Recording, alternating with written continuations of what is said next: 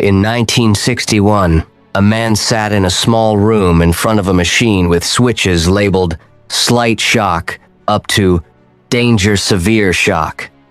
A stranger's voice screamed on the other side of a wall, and he kept pressing the switches, not because he wanted to, because someone told him to. For over 60 years, this experiment has been used to explain almost every atrocity in modern history.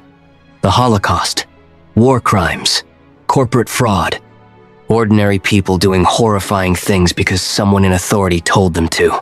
It became one of the most famous studies in the history of psychology.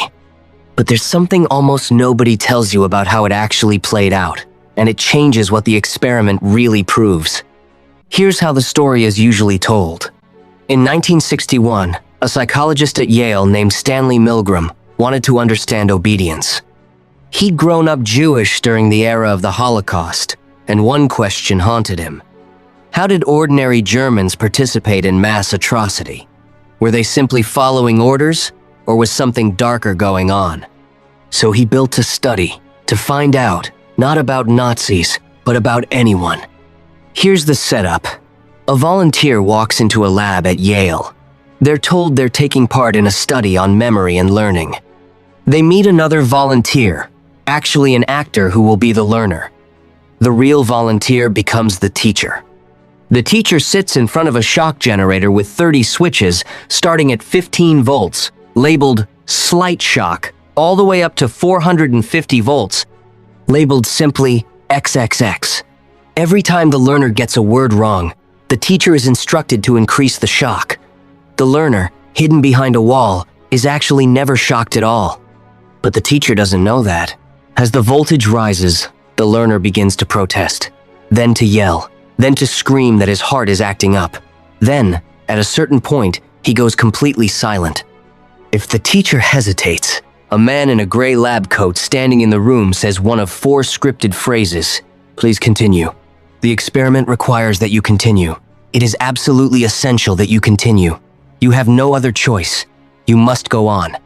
Before running the study, Milgram asked colleagues, psychiatrists, and Yale students to predict what would happen. Almost everyone agreed only a tiny fraction, maybe 1 in 1,000, a genuine sadist, would go all the way to 450 volts. Here's what actually happened. 65% of participants delivered the maximum shock. Not troubled outliers, not psychopaths, ordinary people, teachers, laborers, engineers. Calm. People who, outside that room, would never hurt a fly. For decades, this number became gospel. The lesson everyone extracted was simple and terrifying. Given the right authority figure, most humans will do almost anything. Obedience, not evil, is the real danger.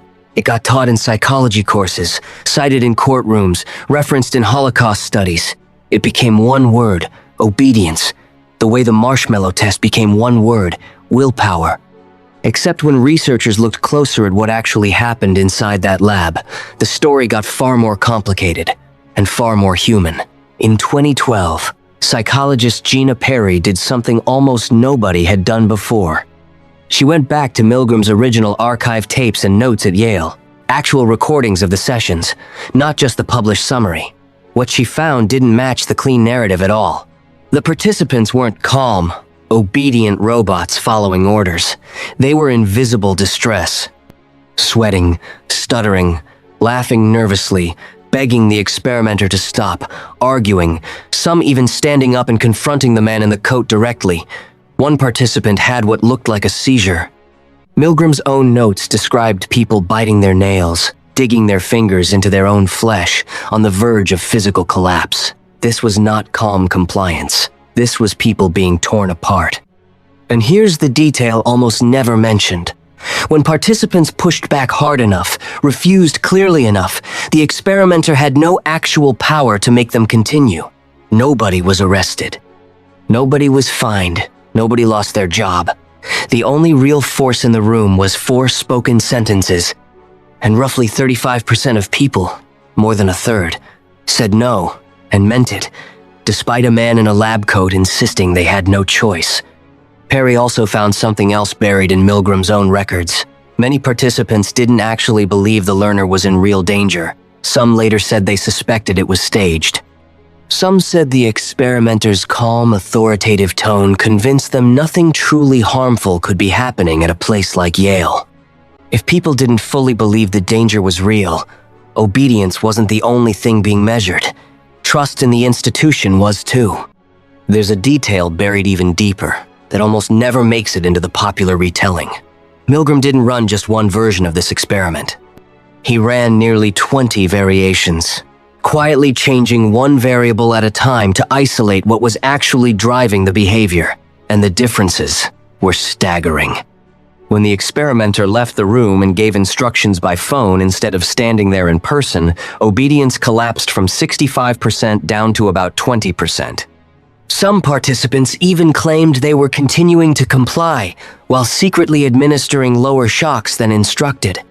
When the study was moved out of Yale's prestigious buildings into a rundown office in a nearby town, with no university name attached, obedience dropped to around 48%. Same script, same actor, same screams. Different building, different result. When two other teachers in the room, actually actors, refused to continue partway through, real participant obedience collapsed to just 10%. One person modeling defiance was enough to give almost everyone else permission to stop. This is the part that should have become the headline, but never really did. Obedience wasn't a fixed trait sitting inside 65% of humanity, waiting to be triggered.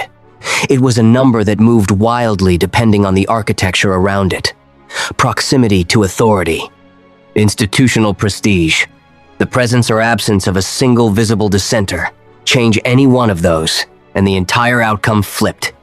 Then, in 2009, a researcher named Jerry Berger ran a partial replication, updated for modern ethical standards, stopping the study at 150 volts, the exact point where the original learner first cried out that he wanted to stop. This was the moment Milgram considered the critical decision point. If someone would continue past 150 volts, they almost always continued all the way. Berger found the same rate of continuation as Milgram had, roughly 70%. So the pattern wasn't a one-time fluke of 1,961. Something real was happening. But Berger also documented, more clearly than Milgram had, how much participants resisted, argued, and visibly suffered before continuing. Compliance was never calm. It was always a fight. So what was actually being measured in that room? Not raw evil, not a hidden monster inside ordinary people waiting to get out. What the experiment captured was something closer to a collision between a person's instinct to trust a legitimate-seeming institution and a person's instinct that something happening in front of them was deeply wrong. Most people didn't obey easily. They obeyed while falling apart.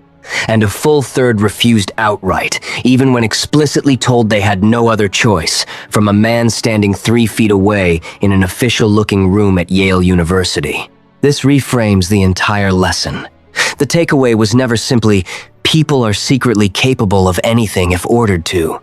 The real finding was narrower and, in some ways, more useful. Ordinary people, placed inside an unfamiliar, high-status institution, giving contradictory signals, calm, reassuring voice, screaming victim, will often override their own instincts in favor of the authority they've been told to trust, not because they don't care, because the environment was built to make disobedience feel like the irrational choice. And that reframing matters for a reason far beyond a 60-year-old psychology study. Because the conditions Milgram engineered in that room, an unfamiliar setting, a confident authority figure, gradual escalation, no clear moment to say, this is where I stop, aren't unique to a Yale basement in 1961. They show up in hospitals, in corporations, in the military, in courtrooms, in any institution built well enough that stepping outside its rules feels like the crazy thing to do. The frightening part was never that people are evil. The frightening part is how easily a well-designed environment can make cruelty feel procedural, routine. Somebody else's responsibility. The experiment requires that you continue doesn't sound like a threat. It sounds like paperwork. Somewhere, in Milgram's original tapes, is a man, sweating, arguing, digging his nails into his palm, still pressing the switch. Not because he stopped caring what happened on the other side of that wall. Because the room around him was built so that stopping felt like the impossible option, and continuing felt like just going along with how things were supposed to work. The next time you hear someone say, "I was just following procedure," maybe don't picture a monster. Picture that room. And ask yourself how sure you really are that you'd have been in the 35%.